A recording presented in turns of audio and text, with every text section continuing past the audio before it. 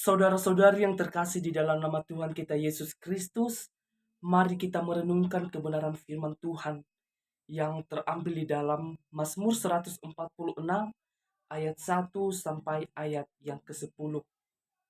Demikian firman Tuhan. Haleluya, pujilah Tuhan hai jiwaku.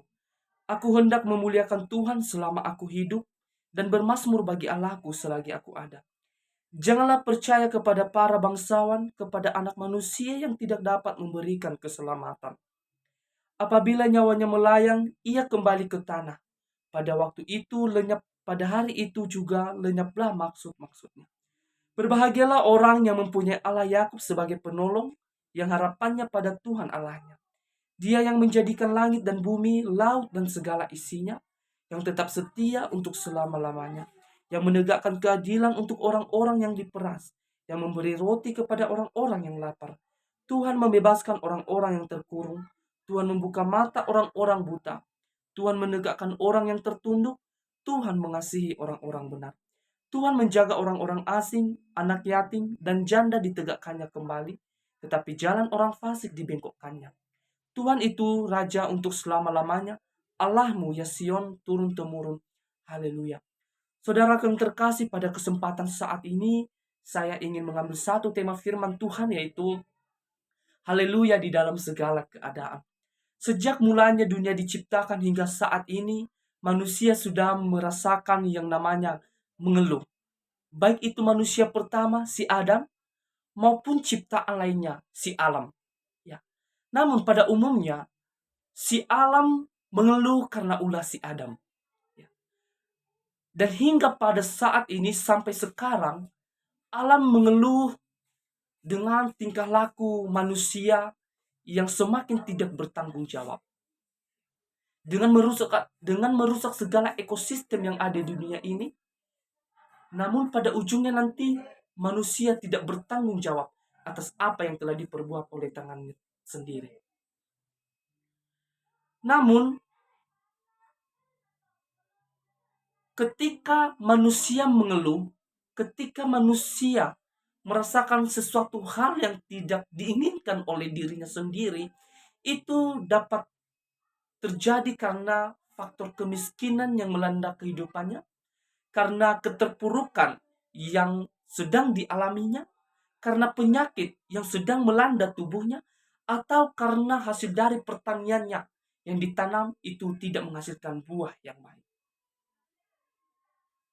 Itu semua merupakan salah satu hal yang bisa menimbulkan keluhan hati di hati manusia hingga saat ini.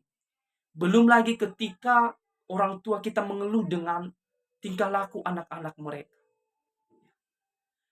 Namun pada saat ini melalui kebenaran firman Tuhan yang kita dengarkan, di dalam Mazmur pasal 146 ini dikisahkan bahwasanya bagaimana bangsa Israel mengeluh ketika mereka dibuang ke Babel selama 70 tahun lamanya. Dan pada saat mereka kembali, mereka juga mengeluh dengan kemiskinan yang melanda mereka. Lalu, apa yang kita lakukan saat ini ketika keluhan hati itu merupakan salah satu permasalahan yang semakin rumit di dalam kehidupan kita? Sehingga seolah-olah kebanyakan manusia pada saat ini, seolah-olah mereka tidak memiliki harapan di dalam kehidupan mereka. Seolah-olah mereka ingin mengakhiri hidup mereka dengan cara mereka sendiri. Dengan meminum obat-obatan terlarang lah, dengan bunuh diri lah, atau dengan hal yang lain yang bisa mengakhiri kehidupan mereka.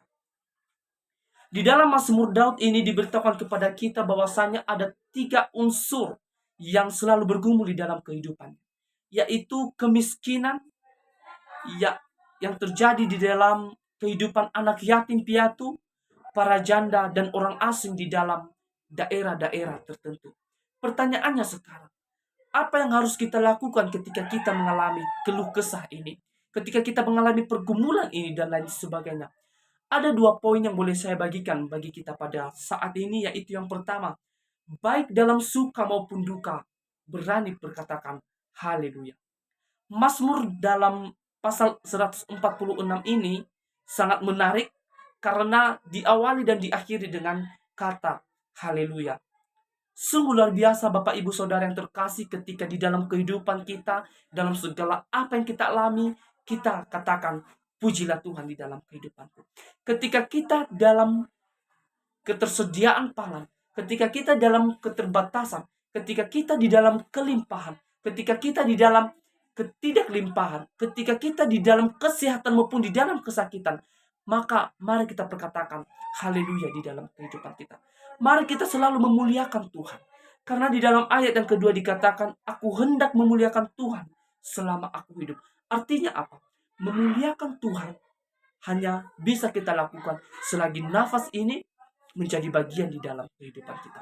Ketika kita sudah meninggal, maka tidak ada waktu bagi kita untuk memuji, untuk memuliakan nama Tuhan.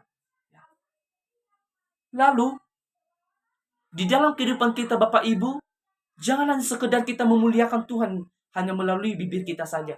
Tetapi bagaimana kita bisa memuliakan Tuhan di dalam setiap kehidupan kita, di dalam setiap hati kita juga. Sehingga Injil yang dalam Markus pasal 7 ayat 6 tidak terjadi dalam kehidupan kita yang mengatakan bangsa ini memuliakan aku dengan bibirnya, padahal hatinya jauh daripada aku.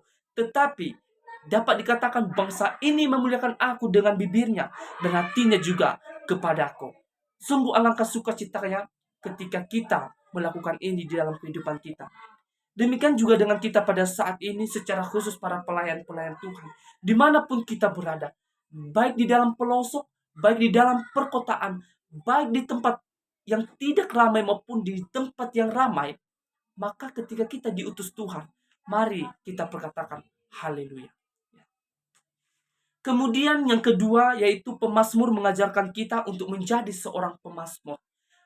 Pemazmur mengajarkan kita bagaimana hidup kita menjadi sosok figur yang memuliakan Tuhan di dalam kehidupan kita sehari-hari. Telah dijelaskan bahwasanya ketika kita berseru kepada Tuhan, maka Tuhan akan mendengarkan seruan hati kita. Di dalam ayat yang kelima dikatakan bahwasanya hanya Tuhan penolong yang sesungguhnya dan harapan yang teguh, tiada yang lain. Oleh karena itu Bapak Ibu Saudara-saudara yang terkasih, mari kita memberikan harapan kita satu-satunya kepada Tuhan. Melalui puji-pujian kita, melalui nyanyian-nyanyian di dalam kehidupan kita, mari kita nyatakan puji-pujian kita hanya untuk memuliakan nama Tuhan, tidak untuk memuliakan nama hantu yang menjadi pertentangan di dalam setiap kehidupan orang Kristen. Sejauh itu kebenaran firman Tuhan yang boleh saya bagikan pada saat ini. Semoga firman Tuhan dapat menjadi rema di dalam kehidupan kita, sehingga kita tidak terpanggil hanya sebagai seorang pendengar saja, tetapi kita terpanggil menjadi orang-orang yang melakukan kebenaran firman Tuhan di dalam kehidupan kita sehari-hari. Walaupun kita mengetahui itu tidak mudah, tetapi kita berharap kepada Tuhan bahwa Tuhan satu-satunya penolong di dalam kehidupan kita sesuai dengan judul perikop ini. Maka yakin dan percaya Tuhan akan selalu berpihak di dalam kehidupan kita. Tuhan Yesus memberkati. Shalom.